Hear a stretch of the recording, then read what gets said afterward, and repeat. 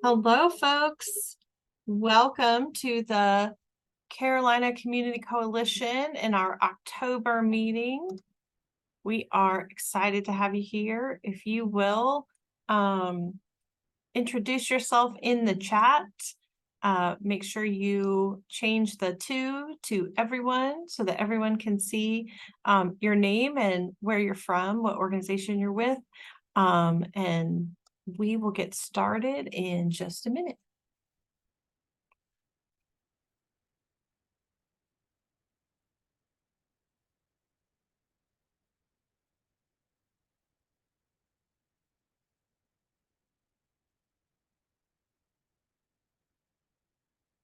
Excited to see some familiar faces and old friends from around the state. Always glad to have all of our South Carolina network people with us.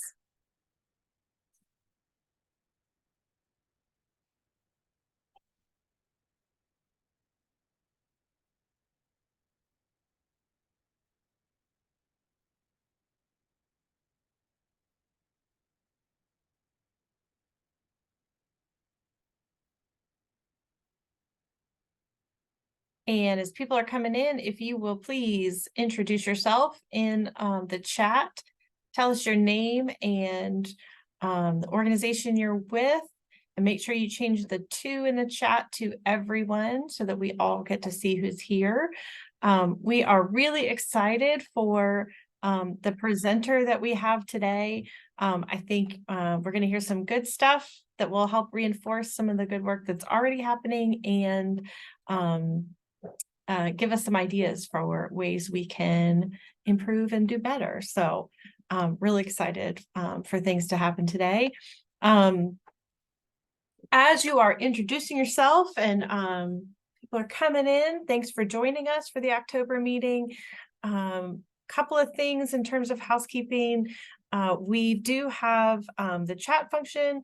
We also have the Q&A down at the bottom. So at any point, if you've got questions for our speaker or panelists, you're welcome to throw them in that Q&A so that we don't miss them in the chat. And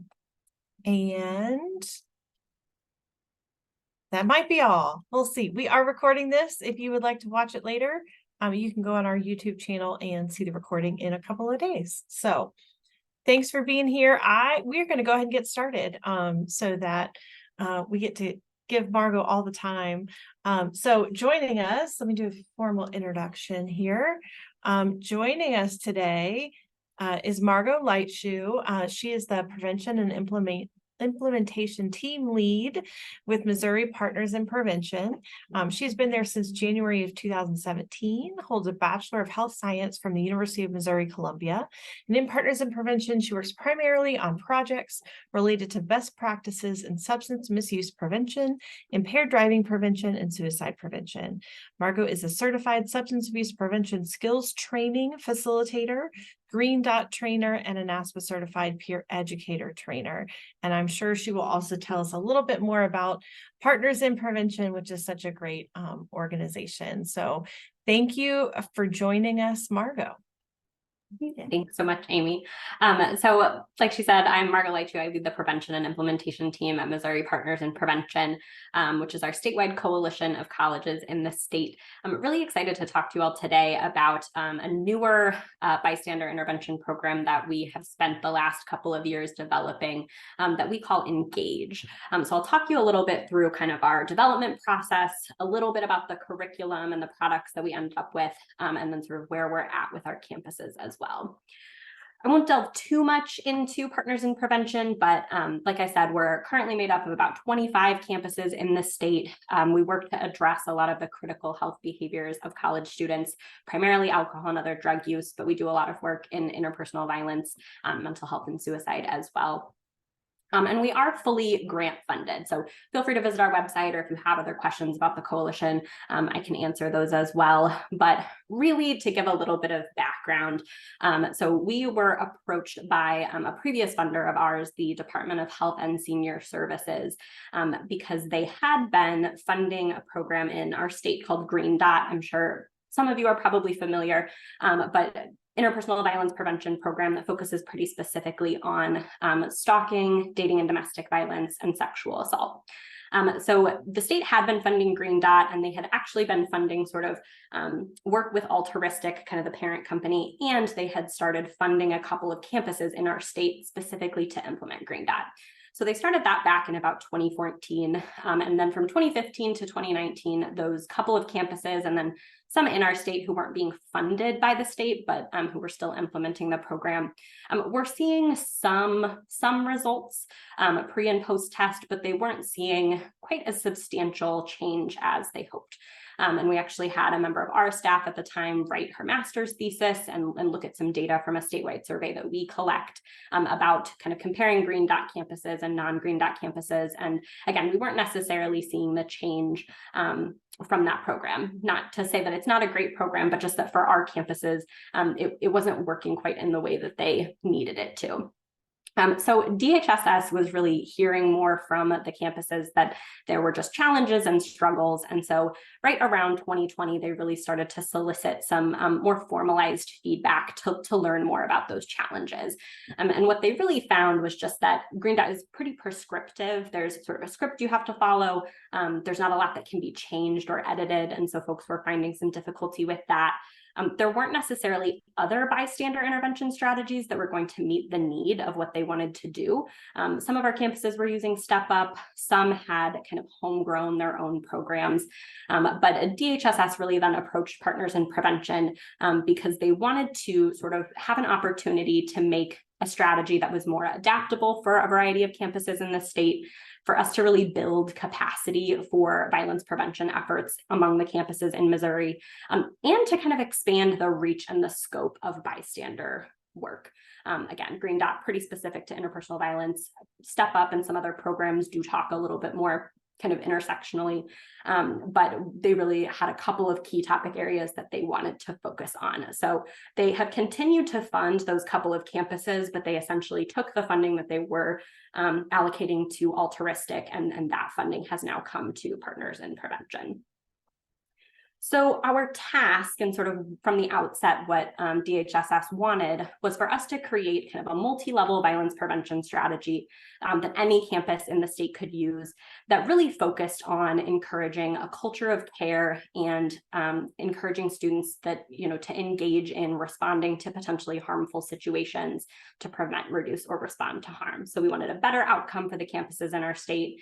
We wanted something that was more adaptable, more inclusive, again, could be a little bit more equitable, even though we do still have some campuses that receive specific funding and others that don't. And really, again, some of the same principles and concepts that Green Dot uses, like wanting to really make a big community change. We also brought in some pieces related to civic responsibility. And our hope was that our campuses would implement this new strategy with a little bit more of a collective impact framework in mind. So I'll talk a little bit about that at the end. But so first, kind of talking through our process and the structure a little bit. This is actually some meeting notes from one of our first meetings with DHSS back in 2021. And really their conceptualization of a multi-level strategy was based around the socio-ecological model and recognizing that we needed to look at individual level strategies that campuses could implement, relationship level strategies, and then community level strategies as well. And really with this kind of basis of sense of belonging and community connection as kind of the key framework that we're working from. So our goal was really to implement a fall survey, get some more data that I'll share about, kind of pilot the program, and then hopefully be implementing the strategy by the fall of 2022, which we were able to do and which we did meet. And so most of our campuses that are implementing the strategy have been doing so for about a year now. So like I said, the Department of Health and Senior Services is really the funder of this project. They do also have some evaluation support along with it. Our organization is really the coordinator of the program, the developer of the content, and our focus is a little bit more on the products that students themselves really see and receive. And we do a lot of the training of the facilitators of the program and provide a lot of ongoing technical assistance. We also work very closely with an organization called the Missouri Coalition Against Domestic and Sexual Violence. And so we contracted with them to do some additional research, especially with faculty and staff. They have done a lot more focus on kind of the staff needs and wants, but they also provide a good deal of technical assistance as well. And then we have our campuses who, for a lot of the other things that we work on in PIP, we have kind of a primary contact designee. And we imagined that we would need something similar for this program as well. So that person is who we call our community organizer. Not very often is this the same person, but in some cases it is. But we did want to just make sure that we're kind of working with a point person around this strategy. So to talk a little bit more as we were building this program around some of the foundational theories and frameworks that we were looking at, we did a pretty extensive literature review to look at a lot of existing bystander programs, a lot of the theory behind them. We did kind of a SWOT analysis to really identify what key things were, good that we wanted to keep and what things maybe we wanted to shift or how we could change our implementation in Missouri. But like I said, we really wanted to frame this bystander behavior within the context of community connection and sense of belonging, which we know are both protective factors for violence. And we wanted to bring in kind of a civic engagement piece as well. Because as we were having these conversations and reviewing kind of the through lines and the similar content in a lot of bystander programs, we were recognizing that, it's great to have awareness of, situations, to be able to recognize and interpret them, to know how to help, but to get all the way up to active helping, right, you need kind of this piece about care. You need to care about the people involved, about the community more broadly. There has to be like a stake in why you would want to be a bystander in the first place. So that was really helpful for our framing. And then as we built the products, you'll see that care piece just came in a lot. And it's really what we built into a lot of the language that we use.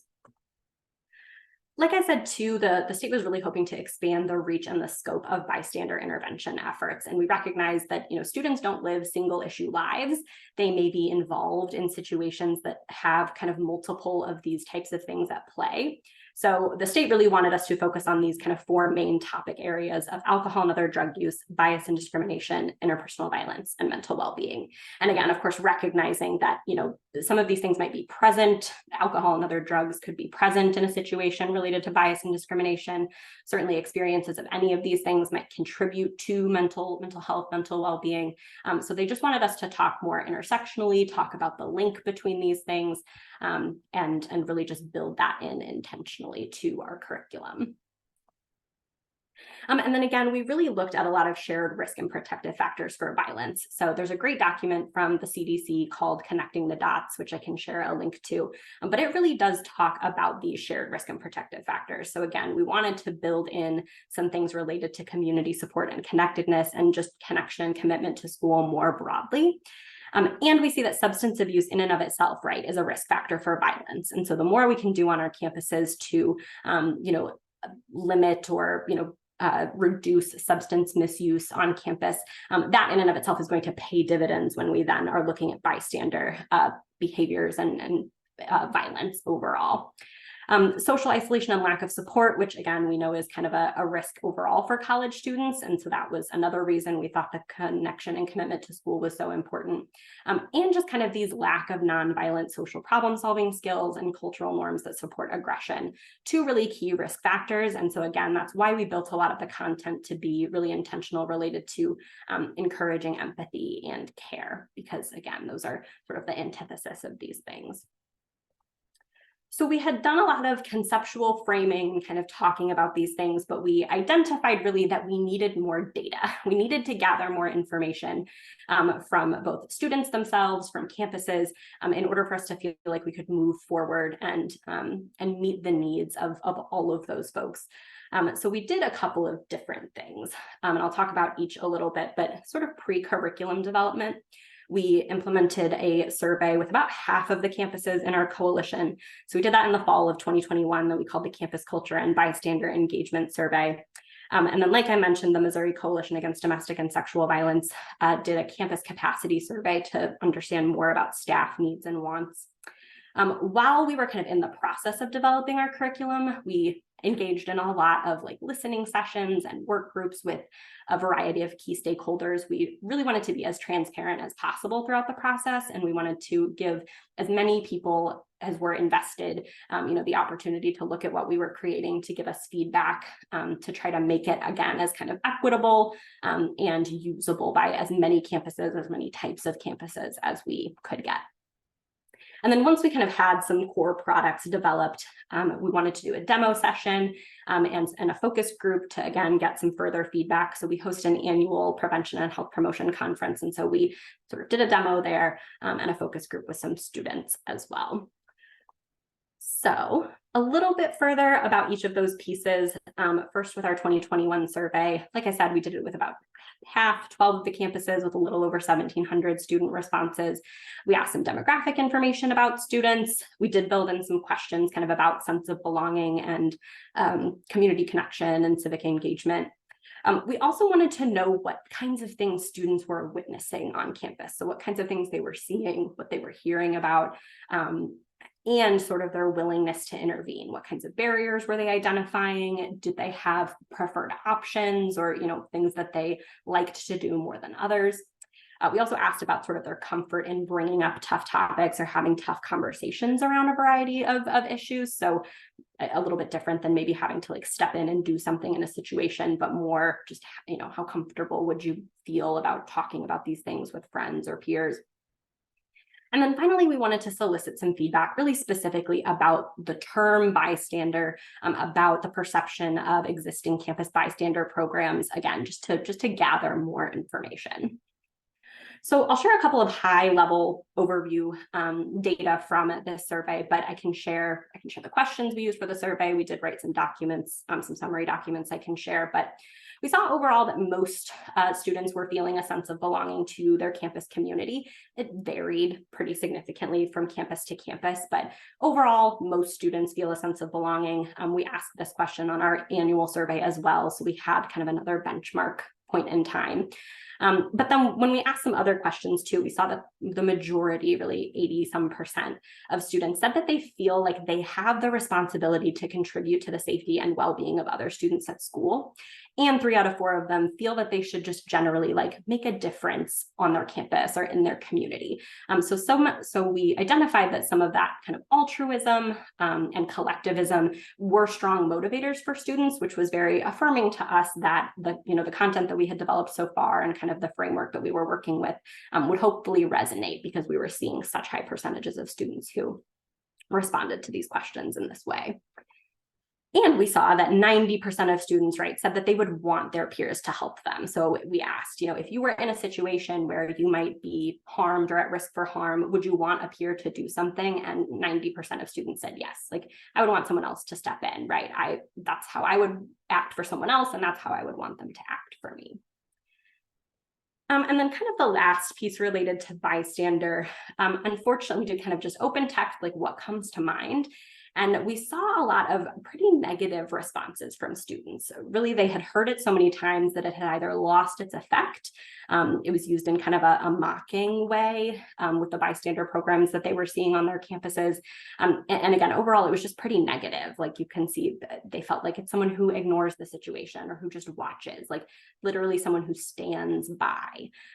So only in a couple of instances did we have like somebody brave enough to help. But a lot of the other things that we were seeing just really told us that we didn't want to use the word bystander when we were talking about how students would behave in these situations. So I'll talk a little more about kind of where we ended up, but I will use bystander sort of in this presentation and to refer to the broader concepts, but in our program, we do not use the word bystander at all. So just a couple of results too from the campus capacity survey that the coalition did. They really based their work around the CDC's 5-component framework for addressing sexual violence on campus, which sort of relates to these 5 key areas of comprehensive prevention, infrastructure, audience, partnerships, and sustainability and evaluation. So what we found was related to comprehensive prevention. Campuses certainly were doing kind of multiple prevention campaigns, maybe around a variety of subjects, but there was always really a lack of effort to sort of thread the needle between those things, or maybe the alcohol and other drug office was doing some prevention related to bystander over here, and the interpersonal violence office was doing work over here, and never the two would meet, never the two would talk, and there certainly was never any discussion about the overlap of how those things might be related or impact each other. From an infrastructure perspective, we did see that a lot of campuses do have kind of a person or a team dedicated to violence prevention efforts, but sometimes those folks lack decision-making authority. They may not have had buy-in kind of from their upper administration. Certainly staff capacity and time is always a major barrier. And so we saw that continue to come up. Related to audience and sort of who campuses were reaching, some were spending time to target specific audiences. Most were doing just kind of a universal approach and trying to touch, and reach as many students as possible. And there was sort of an even split between campuses that were, working to tailor their prevention efforts versus those that weren't. And then from a partnerships and sustainability standpoint, there definitely was a divide between campuses that saw students as really key partners and stakeholders in the work, and those who didn't. And we also saw that sort of siloed staff positions and siloed offices on campus really contributed to stalling of these efforts. And campuses really identified that they wanted more coordination with, other folks who do the same work, to build professional development capacity, and to sort of work within their communities a little bit more broadly. And then finally, from an evaluation standpoint, there was also a divide between campuses that had a lot of evaluation supports in place, that were using logic models and theories of change and kind of prevention research to really guide their work, versus those that weren't. And we see kind of an inconsistent use of climate surveys on a variety of campuses. So that was something else that folks identified that would be helpful, would be to standardize that a little bit more. So really our campuses, wanted everything. They wanted a more flexible curriculum that would address multiple types of, violence and harm or issues and factors, but that wasn't too broad. They, obviously designated funding and staffing would be very helpful, not necessarily something that our organization could do, but as much as we can do to support them in technical assistance was going to be really key. Again, they wanted that professional development and networking. They really identified the need to get buy-in from both students and campus administration in this new program moving forward. And again, they wanted to build stronger community partnerships as well. So once we moved into our in the middle of curriculum development, like I said, we put out a call many times to all of our campuses. We had a variety of working groups based on the different topics that we focus on in the program. We love to use Jamboard. So we would bring folks together and kind of have them put up and work together and see what their thoughts were. And then once we had products to put in front of them, we just, again, engaged in a lot of different opportunities for them to provide feedback, for us to tell us what was hitting the mark and what wasn't. We also collected other campus bystander programs to look at, sort of as we were in the process of development. We worked with a faculty partner we have to have both undergraduate and graduate students kind of look at the curriculum, see what their feedback was. So we, again, tried to just be really transparent about the products that we were building and make sure that we were incorporating a lot of feedback from the end users at every step of the way. Like I said, we did do a demo session of this. So actually at our 2022 conference, we really wanted to see kind of the flow, to gauge timing, how the content was landing. So we did this for both students and professionals. It was just sort of whoever was in the room that wanted to be there. But then we did do a separate focus group just with the students who were in attendance, because we really wanted to know, where is the information that we present relatable. There are some scenarios that we use to really guide discussion, and we wanted to know if those seemed, realistic. We wanted feedback just about the newer things that we had developed, or kind of the shift away from other bystander programs. And we did have the Missouri Coalition Against Domestic and Sexual Violence also run that focus group for us, to again kind of remove our staff from that process and make sure that students felt like they could give honest feedback and tell that facilitator the truth, as opposed to just what maybe we wanted to hear. So we did get a lot of really great results from that as well. So, like I said, as we were building this to be sort of multi-level, what we ended up with for our individual level strategy is what we call our online introductory training. I'll talk about each of these a bit more. At our peer level, again, we have developed some really core community engagement and violence intervention trainings, sort of in two different models, I guess. We have one that we call our overview training that talks about each of those four key topic areas. So alcohol and other drugs, bias and discrimination, and interpersonal violence, and mental well-being, kind of all in the same space. And then the deeper dives really go deeper into those four specific topics, but they still mention the others. And there are a couple of scenarios that we've built that have more overlap. And then finally, at a community level, we've built just a broad kind of swath of community level violence prevention elements. I should say at some point in that whole process, we landed on the name Engage. We did a lot of brainstorming and processing, and really that is what we felt sort of encapsulated this program the best. We talk about being an engaged community member as opposed to being a bystander. But we do, again, recognize that we needed something that was adaptable and flexible. And so some of our campuses determined that this wasn't going to work for them. One of them has a student involvement portal that's called Engage. And so they, of course, didn't want to confuse students. So we have made it so that folks can rebrand it to whatever they want. Most of our materials still use Engage, but anything that they are then transitioning to students or where possible, we have allowed them the capability to completely rebrand, call it whatever they want. And we've put materials together that really work for them as well. So really briefly, just about our online introductory training, we have just built this to be a very quick, 10 to 15 minute online training that lays out a lot of the principles and concepts that are then covered in the in-person curriculum that we developed. But we've encouraged campuses to use this really however works best for them. But some of them are using it as a pre-matriculation module for students before they get on campus. Some have used it in first year experience courses and things like that. Really what we have identified is that this also works well as a primer for the in-person facilitated discussions. So if folks can have students take this in advance, then it lays a lot of the good groundwork for them to have fuller and richer discussions in person. So it kind of covers just the importance of care and community connection, being a caring community member, civic engagement. Again, starts to kind of outline some of the steps of bystander intervention, like the steps that they would need to take in order to do something.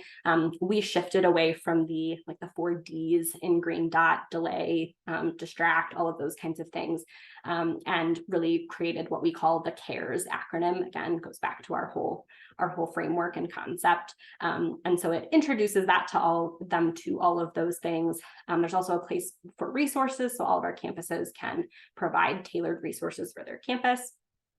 And it asks some open-ended discussion questions, and we collect the responses from students, which just gives us a better sense, again, of how they're interacting and engaging with the content and what is most helpful from our perspective as well.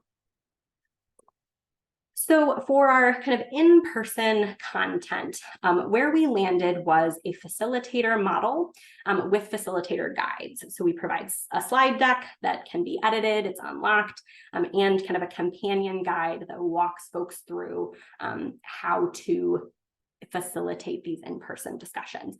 We also have a facilitator training that's online and self-paced. So we require folks who are wanting to be facilitators to go through that first, and then they sort of receive these materials. We want them to liaison with their kind of point person, again, that community organizer on campus. But this is a little bit of a shift from other bystander programs that are a little bit more didactic.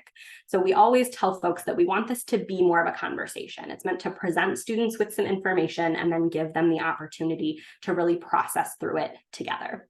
But that has been a shift, and I'll say it's been a little bit of a struggle. Facilitation is difficult. It takes time. It's a pretty intentional skill that you have to build. And so some of our folks who have been more comfortable just presenting and lecturing have struggled a little bit with this. It's really using a lot of the principles of motivational interviewing, and again, kind of rolling with the audience and rolling with any resistance you get or kind of what they want to talk about. So even though we have a guide for what they should be kind of facilitating, we have seen just some challenges that have arisen with that. But overall, we've seen this really pay dividends, and we're getting a lot of really great feedback from students that they're liking this model. They're liking the opportunity to talk more with each other, and really kind of dig into some of these like issues and concerns. So just briefly, some of the components of what that facilitated discussion looks like. Like I said, we crafted some scenarios, got a lot of feedback from folks about those. In our overview, we have kind of one on each type of violence and harm. So one on alcohol and other drugs, one on bias and discrimination, one on interpersonal violence, and one on mental well-being. And then for those deeper dives, we sort of delve further into the broader topic. So for example, for our alcohol and other drugs presentation, there's a scenario related to alcohol poisoning, one that's more just about kind of broader substance misuse, a high risk drinking, binge drinking example, and then a scenario that relates to hazing. We then, of course, have sort of our version of the steps to intervening. I know a variety of programs have different models, but we simplified it down to 3 of just identify, know, and act. So identify the situation, know how to help, and act as an engaged community member. And then, like I said, we present them with the CARES acronym as their options for intervening, which I'll share on the next slide.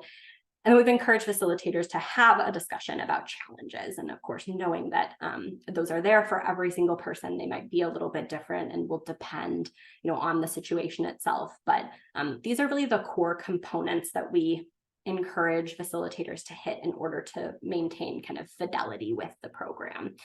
So some of them have struggled, it's tough to get through all of this in the time allotted. Some have shared things just about, well, I don't know if I'm doing this correctly, again, because we don't prescribe it quite so much as some other bystander programs do, but we just try to affirm for them, like, if you are hitting each of these things, you are meeting fidelity with the program. If students are having these conversations, that's really the critical piece. So we're seeing that our overview training is taking about 60 solid minutes. And we do offer some optional activities within that. Folks can make it longer if they want. So we've said you can kind of build it up to, around 90 minutes if you have that time. And then for our deeper dives, those are taking usually closer to 75 to 90 minutes. There is some additional content that's a little bit more specific to the topic. So we have also affirmed for campuses, you do not need to have someone who is an expert in all of these topics. What they need to be able to do is have some basic information, which we cover in our facilitator training. And then they need to be able to facilitate these discussions, answer questions, and just really guide students through the process. So like I said, too, this is just our shift and language framing. So we talk about, an engaged community member cares, and give them the options of create a distraction, act directly, refer to a helpful resource, enlist others, and then stop and act later. Another thing that kept coming up as we were in curriculum development was that students felt a lot of guilt and shame and judgment from a lot of other bystander programs, that essentially they felt like they were being told, you have to do this. If you don't do this, you're a bad person. And so we continuously and then talk a lot with our facilitators about removing all of that and kind of giving them the space to digest the thing that they just went through if they need to. And that's why we built in kind of stop and act later. We know that students are not every single time going to be able to do something in a situation, whether it's because of safety or, whatever that looks like. So we wanted to give them kind of that breathing room and just encourage students to, be empowered in any way that they can, but that might mean that they are following up later or that they're just continuing to really process through the situation. And maybe they talk with a friend about it or talk with someone else so that they can be better prepared to do something the next time. That's still being an engaged community member. If they're caring enough about the situation to really want to do something and be thinking about how they can do something the next time, that was something that we just wanted to affirm for them. So finally, for some of our kind of community level violence prevention elements, we encourage campuses to use social norms campaigns, and we've built a variety of ways for them to share data from either that campus culture and bystander survey or the annual survey that we conduct called the Missouri Assessment of College Health Behaviors. We know that just repeat exposure in training or, just in as campuses have spread this program across campus, that really does reinforce these norms, reinforces the learning and all of that good stuff. Like I said, we built this to be pretty comprehensive from the get-go and wanted to recognize sort of how this program would operate at different levels of the socioecological model. We built a resource portal with a lot of things for both facilitators and community organizers to access. We certainly encourage them as much as possible to make connections with other folks on campus. Again, I'll talk about collective impact in a little bit, but to really think outside the box and think about how the concepts of this program really fit with other areas on campus that maybe aren't directly related to, violence prevention or bystander intervention, but, in working with like service learning projects that shows care for your community. That's part of civic engagement. So can you work with folks to kind of brand their activities, with Engage, or to talk about why this reinforces those concepts. We've also pretty recently built kind of an implementation team toolkit to encourage campuses to not just have, one or two folks who are doing this work, but to really broaden their reach, to build kind of a coalition of folks or an implementation team to share the work and really to get this in a variety of different places on campus. And we received kind of another request more recently for folks who are working with their RAs and recognizing that RAs may not have the time to become trained facilitators, but they could still do some activities within their floors or halls. There might be some ways that they can share this content in a little bit of a different format. So we built what we're calling Get Engaged activity boxes, but just that use some of the same kind of scenarios and some of the optional activities from our curriculum, but in a different format, and for them to just facilitate with a group, and they don't have to have gone through a facilitated discussion before in order to do these activities. So kind of where we are at currently in our state, we're in kind of this implementation and evaluation phase.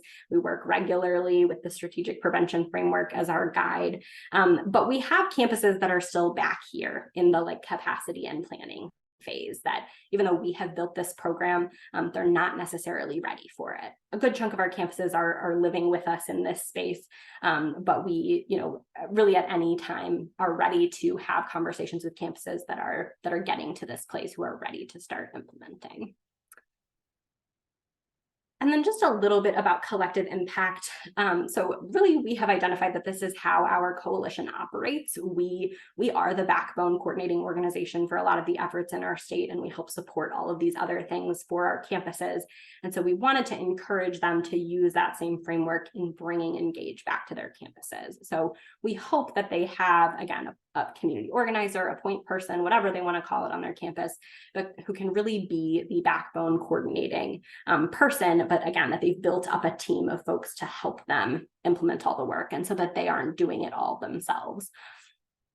We've encouraged them, of course, to have a strategic plan, have some sort of common agenda for change, to really be looking at, what they are wanting to change and how they're planning to do it, using some shared measurement for data and results. So whether that is data from that survey or our annual Missouri Assessment of College Health Behaviors, or other data collection things that they have on campus. But of course, we always encourage a really data-driven approach. And again, kind of those mutually reinforcing activities. So not just kind of co-planning between offices or trying to break down some of those silos, but like I said, really thinking about the goals and the purpose of this program and how they can work with kind of some unusual partners or unusual suspects to hit home these messages, to sort of see the connection between how we want students to be involved and be connected on campus with overall this program as well. And then just open and continuous communication, right? We know that folks need to be bought in. They need to be, continuously reminded of the goals of how this program is operating. We, as partners in prevention, offer a variety of opportunities for campuses to access us for technical assistance and things like that, which I'll share a little bit more about. But really, our goal is to move campuses kind of from this isolated impact into collective impact. I'd say more of them are kind of living in this collaboration and partnership space, where they certainly have more buy-in. They've got some good stuff off the ground, but more of them are still kind of working in a space where they're doing most of the work themselves and they have great partners, but they aren't necessarily at a collective impact place yet, but we are hoping to get them there, and really hoping that this program can be a good guide for that. So we talked a little bit about each of these pieces overall, but like I said, we have kind of the community organizer who provides that structure. The facilitators really are meant to be the people providing the overview and deeper dive facilitated discussions. We do allow student peer educators to deliver this content. And so regardless, they receive kind of the same online facilitator training, but students have just kind of another level, another piece. And we've encouraged folks to, have students, really anyone, but, to shadow them for facilitated discussions, to practice and see how that looks. Again, facilitation is just something that we've seen continuously is a little bit more difficult. And so we've wanted to make sure that we're putting folks who feel ready and confident to deliver this material in front of others. And then finally, we know that, not everyone on campus can become a facilitator, but it's still really important to have champions for this work, people who can support and advocate for the program, who can talk about the importance of it, who can sort of speak to upper administration or whoever else needs to be bought in. So we've really encouraged campuses to get a variety again and a contingent of folks to help implement this program. And then just briefly, like I said, we have really built a lot of ways for campuses to continuously access all of the resources that we've provided. We've built this kind of online resource portal. It has links to the facilitator training for them to reference. It has links to all of the materials. It has a variety of other things that we've built out for them to be able to access and utilize really to their heart's content. And if there's something that we haven't built that they need, they can request technical assistance from us as well. We also provide a monthly opportunity for facilitators to get together kind of in a community of practice and to really talk through concerns, share about what they've been doing, share about what's been going well. So we host those on the 4th Tuesday of every month. We also have twice monthly office hours. Those are utilized a little bit more by the community organizers, but for them to really, ask questions, hear from each other, learn about the process. And then we have had an advisory committee from the start that also meets once a month, again, to kind of tell us if we're on the right track, if we need to shift, adjust, etc. Just a little bit quickly about evaluation. So we do have pre and post test surveys in the facilitated discussions that all come to our staff. So we are doing most of the data collection and analysis.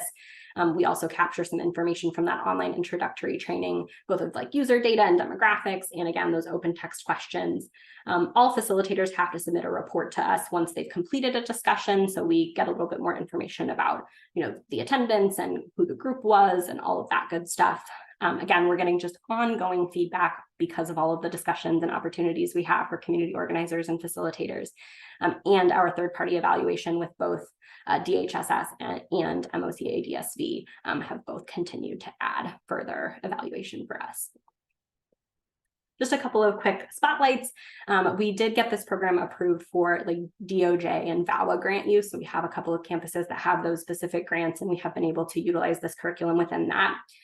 We have over 230 facilitators that have been trained across 23 campuses. Not all 23 campuses are implementing the program, but we have had some who are, again, they're interested, maybe they'll get there eventually. And so they have at least initiated the process, but they're maybe just not at a full place yet. But we've had over 90 facilitated discussions conducted with over 2,600 students, which is awesome. And then we've had a little over 900 users of our online introductory training. And then those not bullet points, bubble boxes from folks are just some feedback that we've gotten from open text responses for the training. So we've seen that, again, this is really resonating with students, that they're liking this content overall.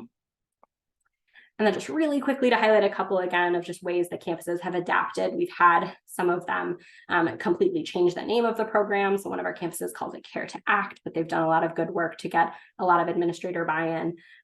Some have really incorporated it into Don't Cancel That Class. Others have just, worked really hard to make websites and get the information out, recruit folks to be part of the team, encourage offering the trainings to different classes and things like that. All right, I feel like I'm at my time, so I'll wrap up, but really just some challenges and lessons learned is that change is hard, and that we've seen that even though people wanted something different, once we had it for them, of course, right, like there were still things that could be better, that we could change, that we've worked to really iron out over the last year or so. Again, facilitation just difficult, something that we've really needed to build capacity for. We've had to define fidelity with our campuses while still giving them a lot of flexibility. And again, even though all campuses are all different and have various needs, we're still trying as much as possible to meet those and be responsive. So then finally, just a couple of other things that you all can take from this. Again, maybe just that a different framework can be utilized in bystander programming and thinking about some of those risk and protective factors as ways to guide this work. And again, for us, it was just really rising to the top that we needed individuals to be engaged and caring community members, not necessarily just being, experts in identifying what the signs of stalking say were, but more building in some of the pieces about connection to community, to broaden bystander intervention, to address multiple forms of violence. And again, just to reiterate that we need bystander programming to be more adaptable, accessible, and equitable. Great. And I will leave my contact information. We also have kind of an open website if you're interested in learning a little bit more, and certainly feel free to follow us on social media. Thank you so much, Margo. So much information crammed into here. I love hearing about this work and the process, and I hope it's given some folks some ideas and thoughts to wrestle with. And I just love this idea that connection and belonging is the thing that underlies so many of the other issues that we talk about, that we spend so much of our time on. So thank you for that idea. I want to bring on our panel and spend a few minutes doing some Q&A and having some conversation about some of these ideas that Margo has raised. And yeah, if you have questions, thoughts, comments, you can use the chat. You can also use the Q&A function and submit your questions. You, I think, may also be able to raise your hand and I can try to figure out how to let you talk. But we're going to introduce our panelists now, and I will just ask you guys to introduce yourself. Tell us what organization you're with and work with and from and all that, and then we'll open it up for questions. So Nikki, you are first on camera, and I thought you were gonna not be Nikki was on a call with a parent, y'all. So but Nikki, you're first on my screen and first on camera. So will you introduce yourself, please? Yeah, so my name is Nikki. I was just talking to a parent, which, as we know, is always a great way to spend 4 o'clock in the afternoon when their innocent baby has done something wrong. But my name is Nikki, and I am at the University of South Carolina. I do the outreach and communication for the Sape office. So I work with Amy, or with Ashley sometimes, and bystanders are jam. All of our students, we like to find ways to incorporate that into what we do, and work with our undergraduate peers and also some of our recovery folks. Were those the instructions? That is exactly the instructions. Ashley, you're next. Tell us who you are. Sure. My name is Ashley. I am the Associate Director of Sape, which is our Sexual Assault, Violence Intervention and Prevention Office. So I do a lot of work supervising and helping out with our bystander intervention and violence prevention models here at USC. Great. And last but not least, Tina. Hi, I'm Tina Norden. I am the Assistant Director of Substance Use Education and Services here at Coastal Carolina University. I work closely with my coworker who is actually here watching this webinar, and she is the interpersonal violence prevention confidential advocate. So we work closely together regarding the bystander intervention. And thanks to all of you for being on the panel. And I was so excited to hear Margo talk about how different campuses were able to adapt kind of this one program and model to use to fit the needs of different campuses. And I know we have a couple of folks from around the state on the call. So that's exciting. I will open it up. What questions do we have? Responses to what Margo just shared? Who would like to kick us off? Or I can call on you. I mean, can we just ask the Yeah. question this way? Oh. Yes. So when you had mentioned about the name Bystander, I really never thought of that before. So that was rather eye-opening, and I totally agree with that. And I hope that campuses moving forward also change that. Hopefully we can have that discussion here at Coastal. But I guess what I was thinking about is, having this program in front of different populations, such as maybe like athletes or Greeks, Greek life. I mean, I know you mentioned like first year students, I know you mentioned RAs. I don't know if you mentioned other populations, so would that change the programming any? So that's kind of my question, if that makes any sense. Yeah, so I guess the scenarios that we built are pretty general, and we did make videos, and we have kind of a script that campuses can read if they want to, because again, we wanted it to be adaptable. So we've reiterated for them, like if the video we have that talks about just a freshman dorm, maybe you don't have dorms, again, maybe you're in front of athletes, like you can scrap the video and adapt the scenario, and that works totally fine. Run it by us first, or get some other folks on campus to look at it, and just let us know that you made that change, but absolutely feel free. I think our goal is to really build out more scenarios, make some that are a little bit more tailored to specific populations. I think that's moved to a back burner task for us, just because I don't think our campuses are really at a place yet where most of them have been able to get into those kind of specific spaces. So it's a need, but I think it's a need that they haven't hit quite yet, or they've been able to adapt what we've already got. But yes, absolutely. We knew that it just, the things that we created, not going to fit for every campus and not going to fit for every population that they'll speak to. Okay, great. Thank you. Thank you for the answer. I appreciate that. And Margo, can you talk a little bit about what words you use instead of bystander? Like, how do you present that in the training? Yes. So we talk about an engaged community member, and that's what it is. So anybody could be an engaged community member. And again, I think that highlights for students too, that the person who does something it's not a superhero. It's not a person that's different than you. That's you. If you are part of this community, like we all are, and you engage in it in this way by doing something to try to prevent, reduce, or respond to harm, then that's the goal.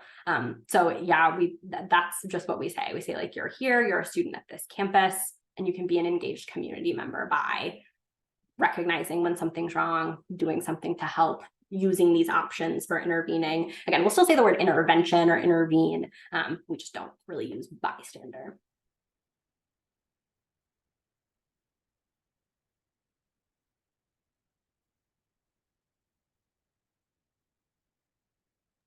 Nikki or Ashley, what other questions do we have?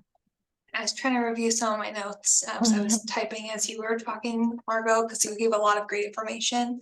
I know you talked a little bit about kind of the overview of the 4 areas that you kind of talked through.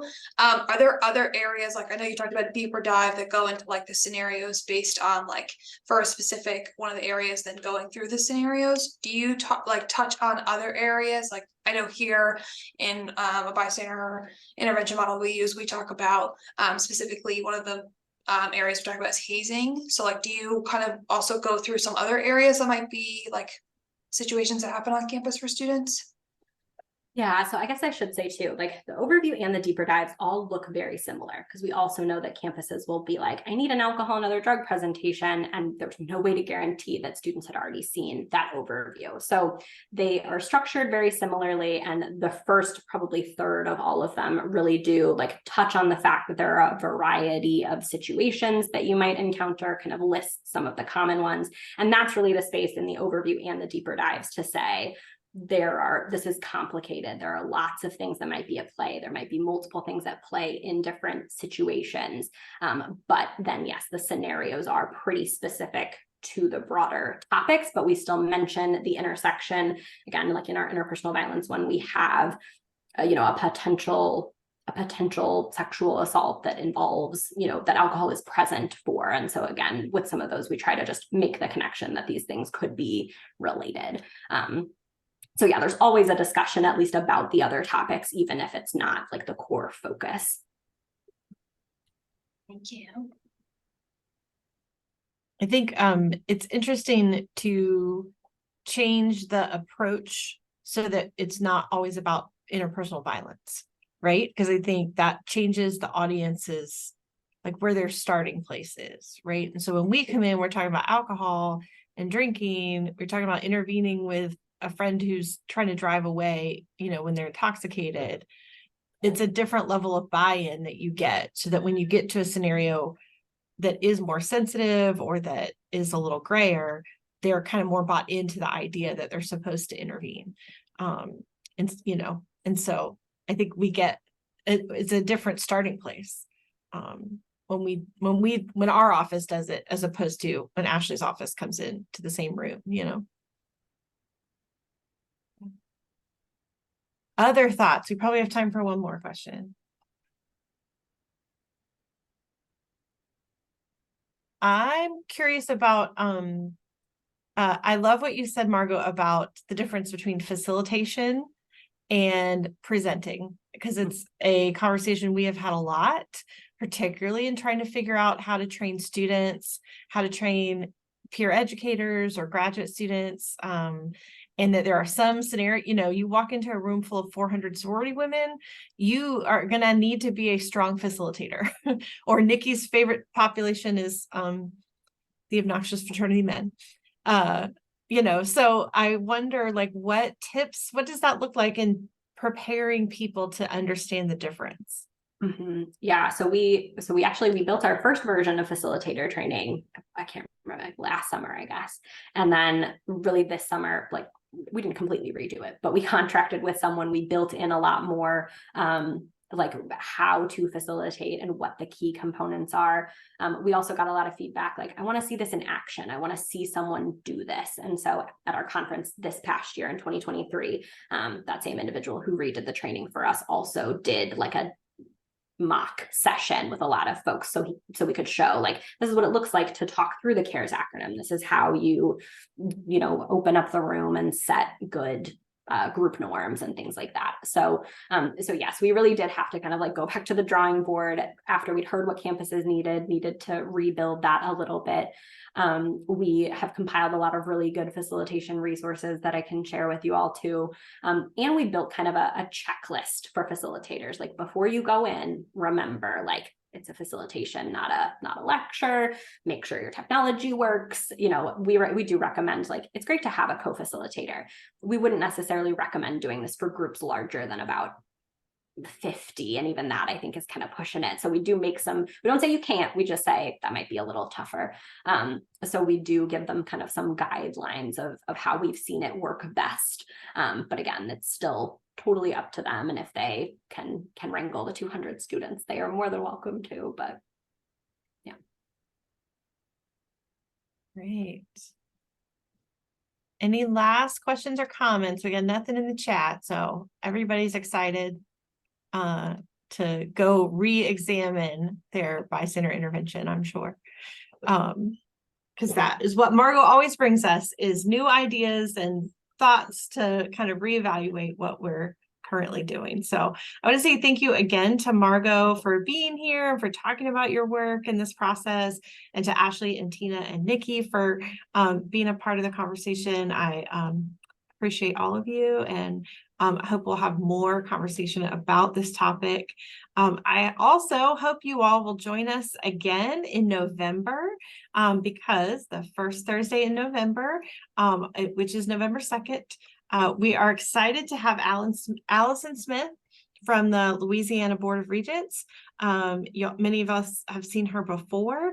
She is going to talk about the policy that they have implemented in Louisiana to require overdose education and Narcan training be done on every campus in the state. And so they they are training, it's a policy that certain populations of folks on every campus be trained. And then they partner with their health departments for the Narcan distribution if they elect to do that piece of it. So I'm excited to hear her talk about taking that statewide approach and identifying populations that need to be educated. And of course, we love talking about Narcan here. And I think there's some connection to bystander intervention, right? Because we so much talk about how you can't give Narcan to yourself. So you are taking this Narcan to be somebody who's going to help someone else. So that's all from us. Thanks to everyone for joining us, and we'll see you in November.